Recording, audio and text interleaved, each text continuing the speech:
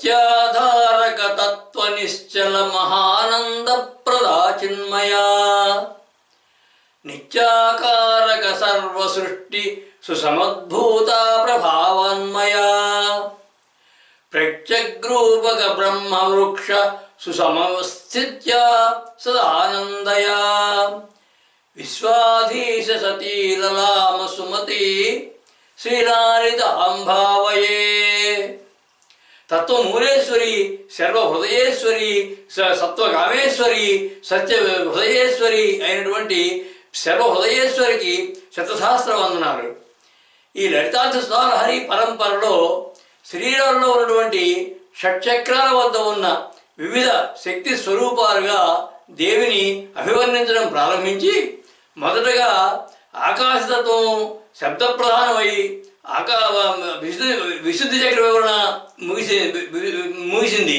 ఆ తర్వాత వాయుతత్వ ప్రధానంగా ఆకాశ వాయుతత్వాలు రెండింటికి చిహ్నమైనటువంటి అనాహత చక్ర స్థానంలో ఉన్నటువంటి దేవతాశక్తుల వివరణ మొదలైంది. కింద నామాల్లో శ్యామల వర్ణం కలిగినటువంటి శరీరంతో ప్రకాశించేది, రెండు ముఖములు కలిగినది, బదనద్వయాని తెల్లని ప్రకాశవంతమైనటువంటి దంతాలు అంటే కోరలతో ఉన్నటువంటి ముఖములు కలిగినది, జపమాల, అక్షరమాల, శూలము, డమరుకము మొదలైన వాటిని ధరించినది, దేహాల్లో రక్తధాతు రూపంలో వ్యాపించి దేహంతో వ్యాపించి ఉన్నది, పరమేశ్వరు యొక్క అంశారూపమై అనాహత చక్రం దగ్గర ఉన్నటువంటి అధిష్టాన దేవత అయినటువంటి వామదేవి అని కిందటి నామాలు దేవిని వర్ణించాయి. అక్షరాలను మాలగా ధరించినటువంటి మాతృగావర్ణ రూపిణి మంత్రస్వరూపిణి, ఆకాశవాయుతత్వాలే వదనాలుగా అంటే ముఖాలుగా కలిగినటువంటి ప్రాణనాద శబ్ద కారణరూపిణిని, ధాతురూపంలో రక్తంలో కలిసి ప్రసరించేటువంటి జీవ చైతన్య శక్తి స్వరూపిణిని, దేవిని విశ్వవ్యాపక శక్తిగా దర్శింపజేశాయి ఆ నామాలు.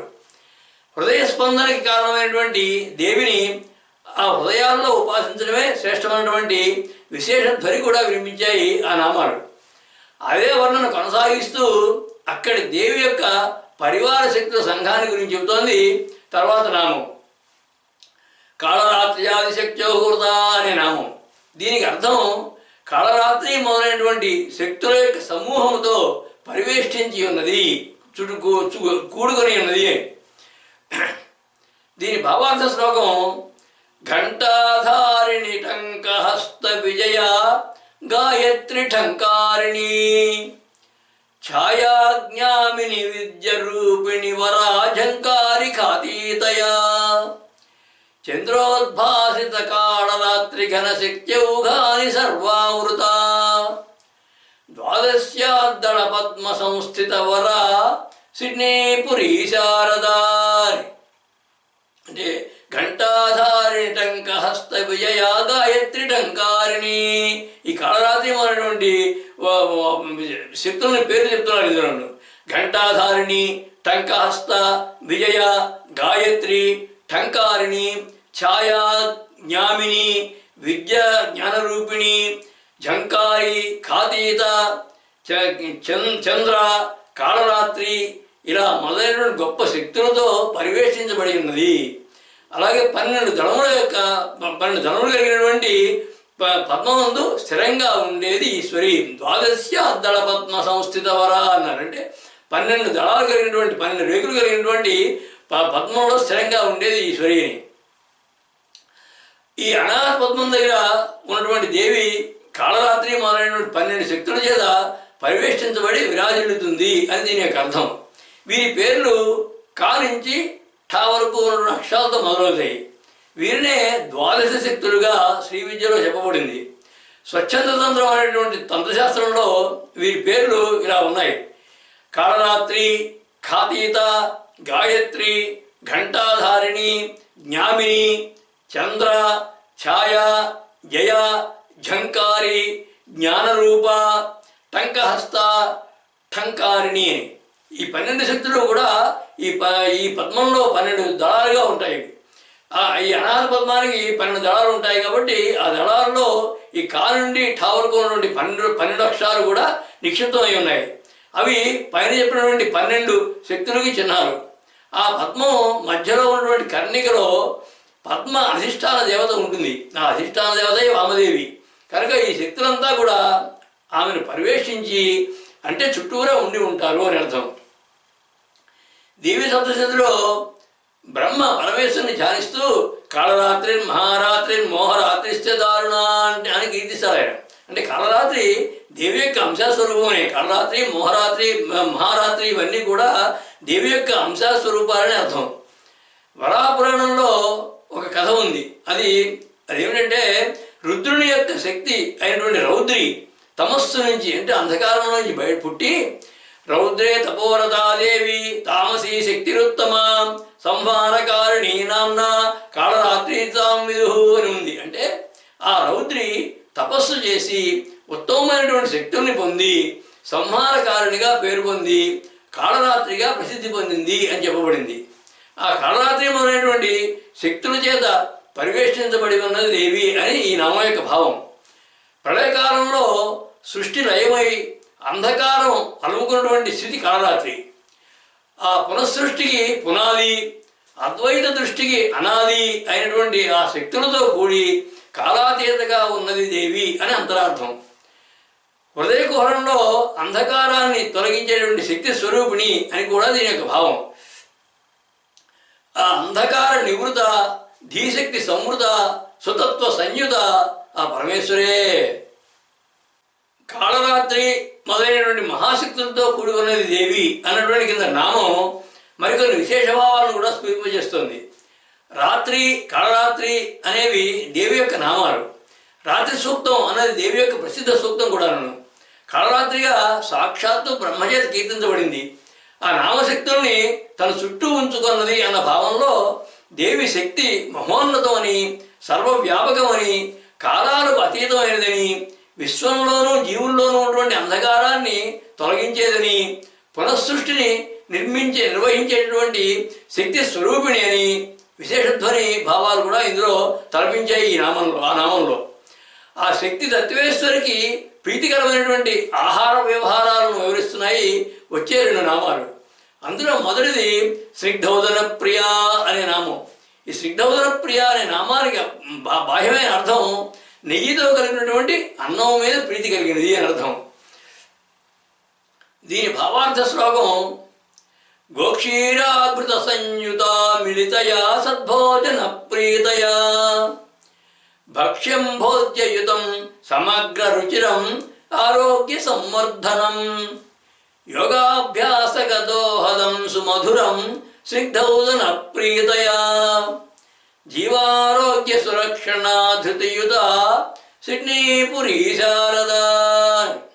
అంటే గోక్షీరాకృత సంయుత మిళితయా సద్భోజన ప్రీతయా అన్నారంటే ఆవు పాలు, ఆవు నెయ్యిలతో కలిపి తయారు చేయబడినటువంటి భోజనంపై ప్రీతి కలిగినది. భక్ష్యం భోజ్యయుతం సమగ్ర రుచిరం ఆరోగ్య సంవర్ధనం.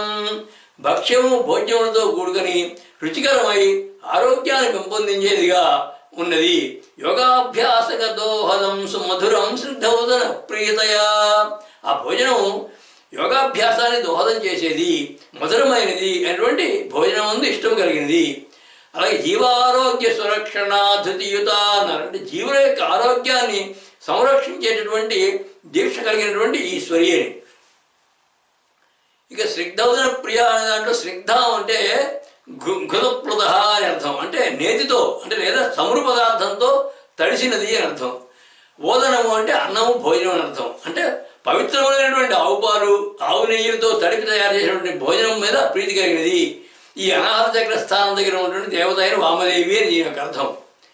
అంటే దీని ఉదాహరణలు పాయసం, చక్కెర పొంగలి లేదా చమురుతో తడిసినది కానీ అనే అర్థంలో పులిహోర వంటి పదార్థాలు ఈ దేవికి ప్రీతి అని భావం.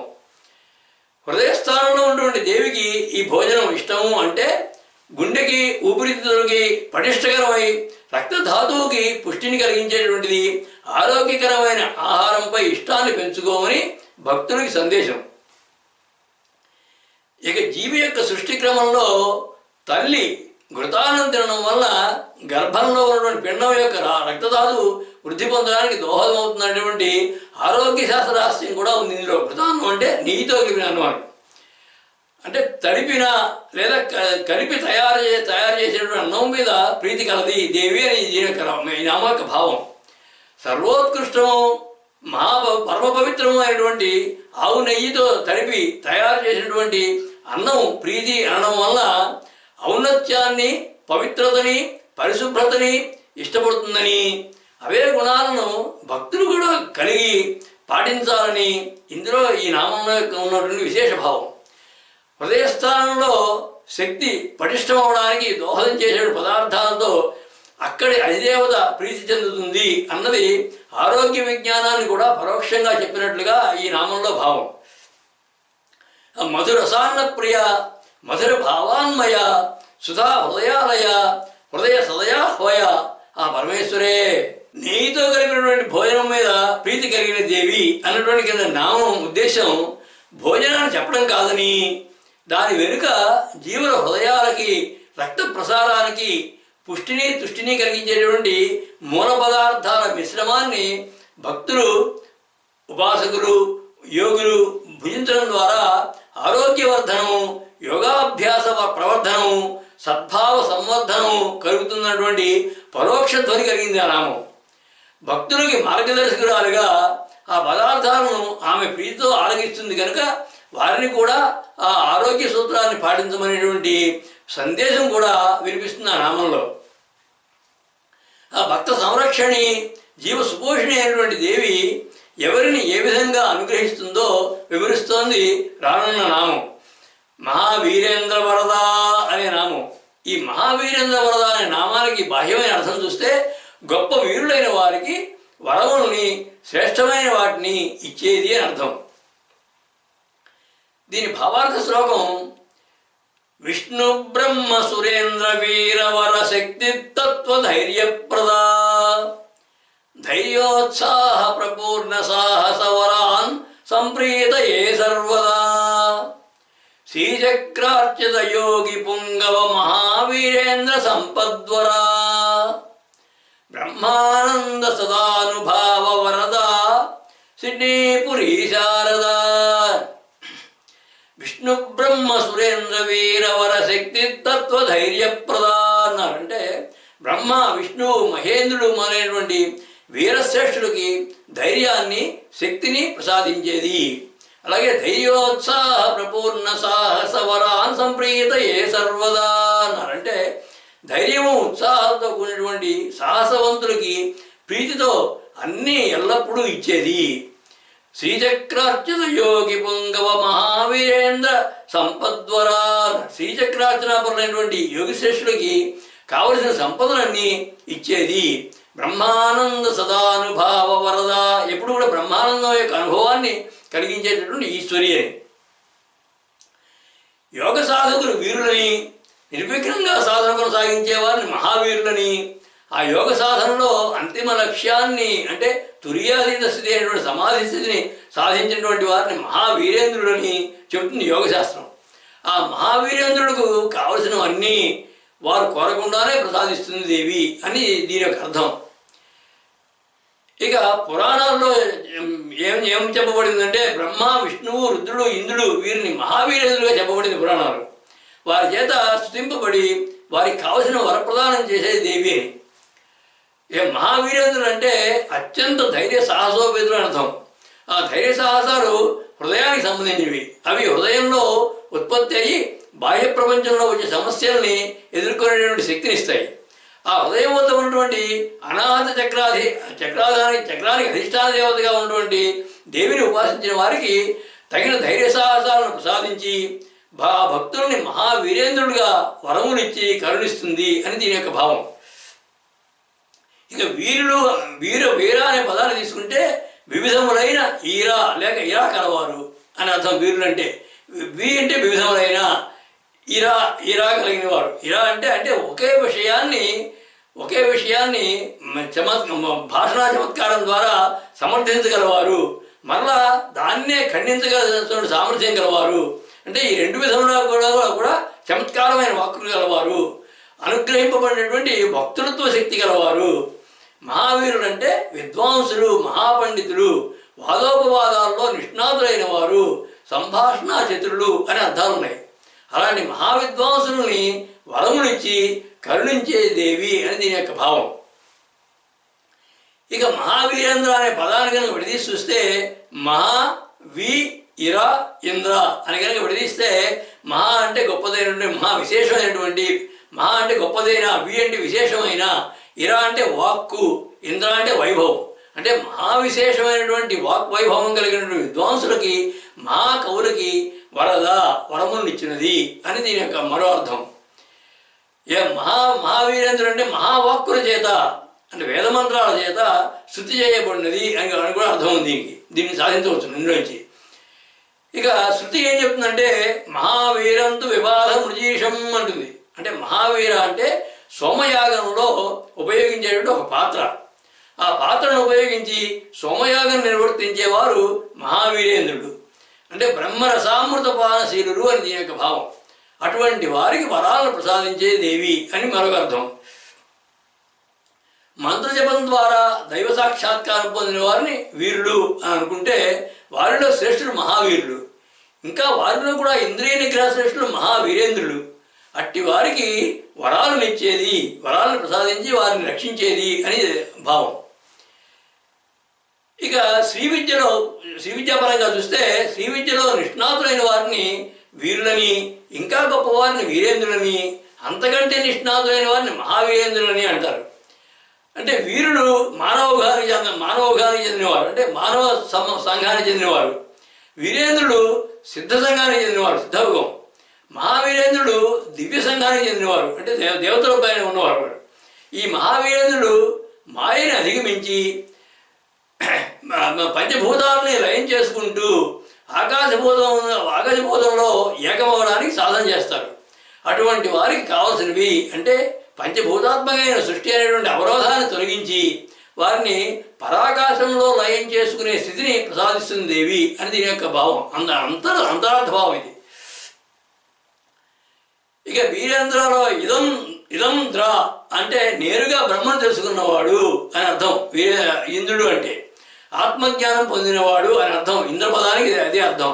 అంటే సర్వసృష్టిని కూడా సాక్షిభూతంగా దర్శిస్తూ దేహము, అహంకారము మొదలైన అన్నింటినీ కూడా మాయాస్వరూపంగా భావిస్తూ వాటికన్నా భిన్నమైనటువంటి ఆత్మయే తాను అన్నటువంటి అనుభవం పొందినవాడే ఇంద్రుడు. ఇదమదర్శమిది సస్మాత్ ఇంద్రో నామ అని శృతివాక్యం. అంటే ఇది చూసిదిని అని అనుకోవడం వల్ల అతనికి ఇంద్రుడు అని పేరు వచ్చింది. ఏది చూశాడు? బ్రహ్మస్వరూపాన్ని చూడగలిగాడే. అటువంటి అలా చూడగలిగిన వాడే ఇంద్రుడు అని అర్థం. ఆ అనుభవాన్ని మళ్ళా భౌతిక స్థాయిలోకి తీసుకొచ్చినవాడు మహావీరేంద్రుడు. అంటే ఆ బ్రహ్మను దర్శించి దాన్ని మళ్ళా భౌతిక స్థాయికి తీసుకొచ్చినవాడు మహావీరేంద్రుడు. అలాగే జాగ్రత్త స్వప్న సుషుప్తి అవస్థలను దాటి తురీయస్థితిని చేరినవాడు ఇంద్రుడు. మళ్ళీ ఆ 3 అవస్థల్లోనూ కూడా ఆ తురీయ స్థితిని అనుభవించగలిగిన వాడు మహావీరేంద్రుడు అని శివసూత్రాల్లో చెప్పబడింది. ఈ మహావీరేంద్రులకు కావలసిన వరములని ప్రసాదిస్తుంది దేవి అని దీని యొక్క భావం. ఈ మహావీరేంద్రుడు అంటే అద్వైత జ్ఞానుడు అనే ఒక అర్థం ఉంది. అంటే అద్వైత జ్ఞానుల చేత ఉపాసించబడేది అని కూడా దీని యొక్క భావం. ఇక దేహంలో చూస్తే మానవులకు ఉన్నటువంటి పంచ కర్మేంద్రియాలు, పంచ జ్ఞానేంద్రియాలు కలిపి 10 దేవతలు అనబడతారు. ఈ దేవతలకు అధిపతి మనసు, అంటే అదే ఇంద్రుడు. మనసే ఇంద్రుడు. ఆ మనసును స్వాధీనపరుచుకున్నవాడు మహావీరేంద్రుడు. అటువంటి వానికి దేవి వరాలని ప్రసాదిస్తుంది అని మరో భావం. ఇక దేవి భాగవతంలో 4వ స్కంధంలో ఒక కథ ఉంది. అది దాని యొక్క శ్లోకం ఏంటంటే శక్ర ప్రహ్లాదయోర్ దివ్యవర్షశతం యుద్ధే జాతే పశ్చాదోభాభ్యాం సుతా భగవతి ద్వయోరపి వరమదాత్ అని. అంటే ప్రహ్లాదుడు మహావీరుడు. ఆ ప్రహ్లాదుడికి ఇంద్రుడికి కూడా 100 దివ్య సంవత్సరాలు యుద్ధం జరిగితే చివరికి ఇద్దరు ఎవరు గెలవగా ఎవరు ఓడిపోకుండా ఉంటే చివరికి వారిద్దరి చేత స్తుతింపబడి వారిరువురికి కూడా వరాలను ఇచ్చింది దేవి అని అర్థం. అలా మహావీరుడు అంటే ప్రహ్లాదుడికి, ఇంద్ర అంటే ఇంద్రుడికి వరాలను ఇచ్చింది. మహావీరేంద్ర అంటే ప్రహ్లాదుడు, ఇంద్రుడు ఇద్దరికి కూడా వరాలను ఇచ్చింది దేవి అని మనం అర్థం. అలాగే శంకరాచార్యుల వారు సౌందర్య లహరిలో అంటారు కదా, మహావీరో మార ప్రమదపదయే సజ్జితవతే అని మన్మధుడిని మహావీరుడే చెప్తారు ఆయన. అంటే దేవి ఉపాసకులంతా వీరులని, మహావీరులని, వాటిలో ముఖ్య ఉపాసకులని మహావీరేంద్రులు అంటారని దేవి భాగవతం పురాణాల్లో చెప్పబడింది. అంటే మనువు, చంద్రుడు, కుబేరుడు, మన్మధుడు, విష్ణువు, బ్రహ్మ ఇత్యాదులు 12 మంది దేవి ఉపాసకులు. వీరంతా కూడా శ్రీ విద్య మంత్ర స్రష్టలు. వీళ్ళు వారి చేత కీర్తించబడి వారికి వరాలను ప్రసాదించే దేవి అని దీని యొక్క భావం. మహావీరేంద్ర వరద అంటే మహావీరుల్లో శ్రేష్టమైన వారికి కోరిన వరాలను ఇచ్చే దేవి అని ఈ నామం యొక్క బాహ్యమైన అర్థం. శ్రీ విద్యా సాధకుల్లో ఉన్నతులు, మంత్ర స్రష్టలు, ఉపాసకులు, శక్తి సంపన్నులు అయినటువంటి త్రిమూర్తులు ఇలా మహావీరేంద్రులకు తగిన విధంగా వారికి కావలసినవన్నీ సమకూర్చేది. వీరలక్షణాలైనటువంటి ధైర్య సాహస పరాక్రమాలను ప్రసాదించి వారి విజయాలకు కారణమైనది. దేవతాశ్రేష్ఠుల యొక్క తపోధ్యానాలకి, భక్తి తత్పరతకి తృప్తి చెంది వారందరికీ కూడా సర్వత్రా విజయాలను ప్రసాదించేది అన్నటువంటి విశేష భావాలు గోచరిస్తున్నాయి ఈ నామంలో.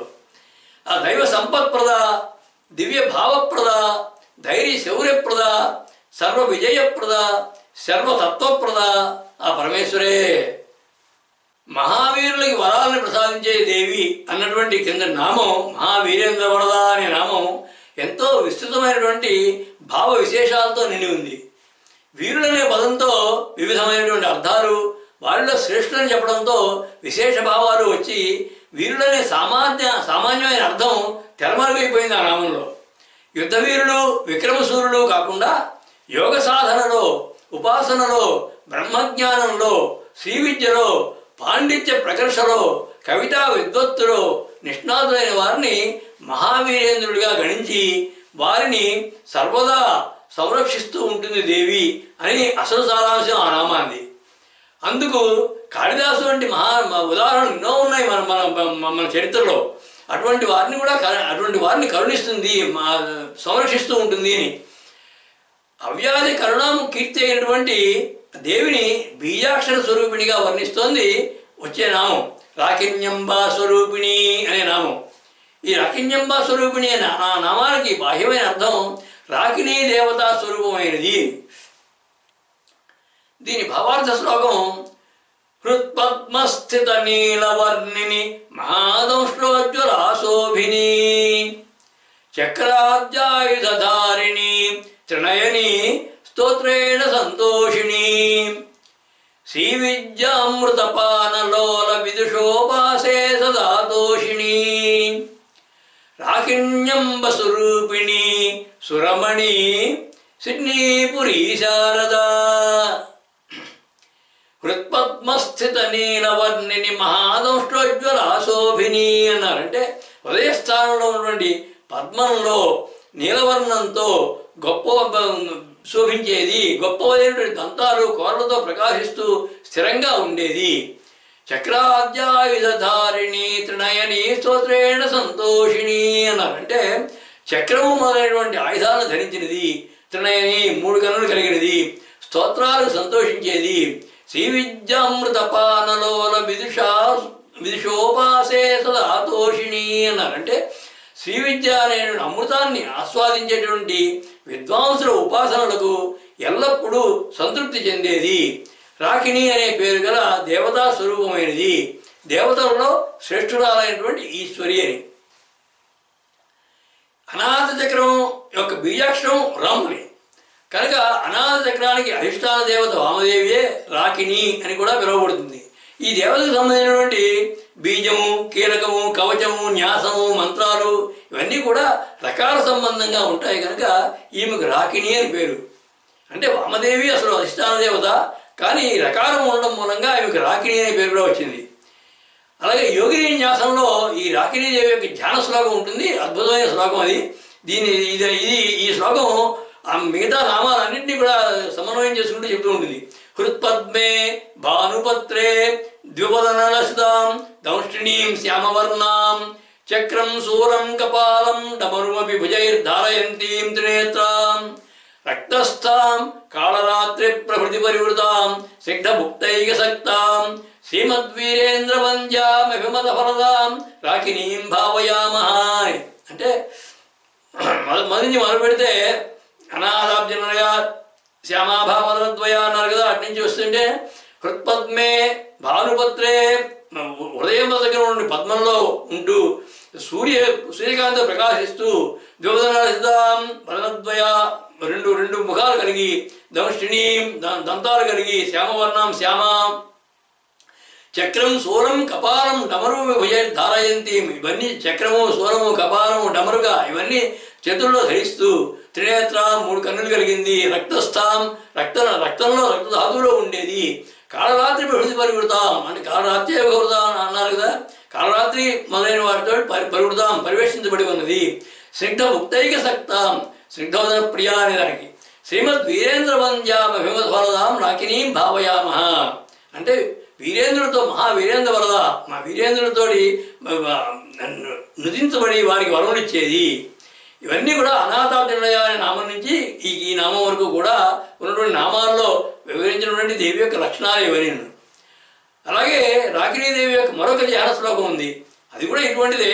శ్యామాం శూలాబ్జహస్తాం డమరుక సహితాం తీగ చక్రం భాంతీం వ్యాస్యాం రక్తనేత్రాం భృగుటి పరిలసద్ దంష్టవంత ప్రభాభీం దీప్తాస్యాం దేవదేవీం హృదయకమలగాం రక్తధాత్వేకనాదం స్నిగ్ధేషు ప్రసక్తాం మధుమదముదితాం చింతయేద్రాకినీం తాం అని ఈ రెండు ధ్యాన శ్లోకాలు కూడా రాకినీదేవి యొక్క దేవిని స్తుతించేవి. ఈ ధ్యాన శ్లోకాలను కనుక నిత్యం పారాయణ చేయగలిగితే వారికి హృదయ సంబంధమైనటువంటి రక్త సంబంధమైనటువంటి జబ్బులు ఏమైనా ఉంటే రోగాలు తగ్గుతాయి, నయమవుతాయని చెప్పి మంత్రశాస్త్రంలో చెప్పబడింది. అలాగే నవావరణ పూజలో అనాహతాధిష్టాన దేవత రాకినీయుక్త రుద్రస్వరూపిణ్యంబ శ్రీపాదుకాం పూజయామి తర్పయామి నమః అని ఉంటుంది. అంటే ఈ మంత్రం నవావరణ పూజలో ఉంటుంది. ఈ మంత్రంతో రాకినీ దేవతని అర్చిస్తారు అక్కడ. అంటే అనాథ చక్రంలో అధివసించి ఉన్నటువంటి అధిష్టాన దేవత అయిన రాకినీదేవితో కూడి రుద్రస్వరూపమైనటువంటి దేవిని శ్రీపాదుకా రూపంలో పూజిస్తున్నాను అని దాని యొక్క అర్థం. అంటే నవావరణ పూజలో ఒక్కొక్క ఆవరణలో ఒక్కొక్క చక్రదేవతని అర్చించడం సాంప్రదాయం. ఇక్కడ ఈ దేవతని రాకినీ దేవతతో కలిసినటువంటి దేవిని అర్చిస్తున్నారు. రాకినీ స్వరూపమైన దేవి అని దీని యొక్క నామ యొక్క భావం. అనాథ చక్రం దగ్గర ఉన్నటువంటి 12 దళాల పద్మంలో అధివసించి ఉన్నటువంటి వామదేవి అయిన ఈశ్వరి రాకిణి అనే పేరుతో పిలువబడుతోంది అని దీని యొక్క భావం. ఈ దేవి యొక్క బీజము మంత్రము న్యాసము కీలకము ఇవన్నీ రకాల సంబంధం అవడం వల్ల ఈమెను రాకిణి అని వ్యవహరిస్తారన్నది ఇందులో గ్రహించవలసిన అంశం. దేవి యొక్క వివిధ శక్తుల్ని వేరు నామాలతో సంబోధించడం ఉపాసనా సౌలభ్యం కోసమే, స్తోత్ర వైవిధ్యం కోసమే. అన్నీ దేవి స్వరూపాలే అన్నది సారాంశం. ఆ శక్తి స్వరూపిణి, భక్తి ప్రమోదిని, రక్తి ప్రభాసిని, సూక్తి ప్రబోధిని, తత్వ ప్రకాశిని, ముక్తి ప్రదాయిని ఆ పరమేశ్వరే. సర్వం శ్రీ లలితాదేవి అర్పణమస్తు.